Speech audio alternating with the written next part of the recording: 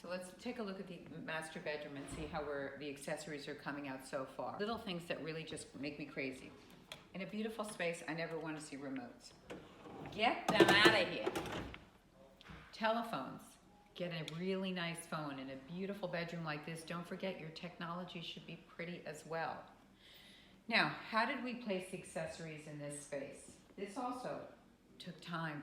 We kept moving things around. It really, take your time, and you know what? And nothing's in stone. You can place your accessories today, and you know what? In a month from now, you can put something else. One thing that's lacking in this entire residence, which will be the next layer, are family photos. Photos are really key to showing what you're about. And I mean, pictures of your dogs, your cats, your family, your cousins, your mom, your dad, whatever is close to your heart should be portrayed throughout the house. Don't overdo it. Don't overkill. I'm not someone who thinks that a house should be filled with 7,000 pictures.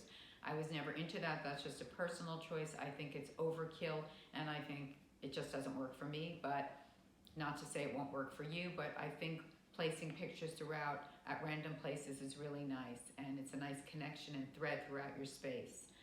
So that you don't see any of that here because that's our next layer, as I've mentioned.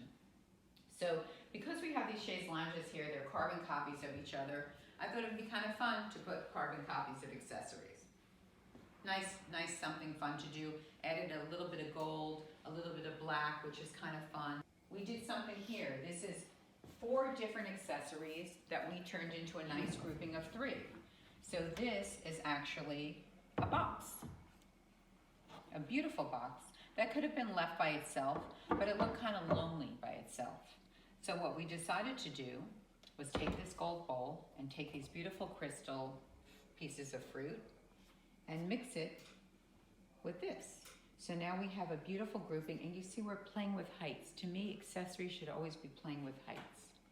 Again, if you're doing something very modern, you can also do a very linear look. But for this space, which is more traditional, I love playing with the heights. Something that people always ask me is it okay to mix finishes? Yes, of course. This looks beautiful with this. Not everything has to be matchy-matchy. It's nice. It creates a little excitement. So what we did here was with this gold little bowl, we mimicked it on the other side of the room because there is a nice symmetry. I like symmetry. I don't like when things are just thrown all over the place. However, we took this same bowl with the same crystal pieces of fruit, and we used a different place for it. It's set upon this beautiful tray, something different than the other side, which is really nice. And again, look how beautifully the mixing of the finishes is great. And the last thing I want to show you is what we did here. Now, originally, these 2 very beautiful accessories were like this, and I said, something missing, it's dead, it's boring. You know what, let's add a little height. Here's a beautiful accessory. We put this on top, whoops, and there you go. Look how nice. Play around with your accessories, move them around, move them around, move them around. It takes time, it has to evolve.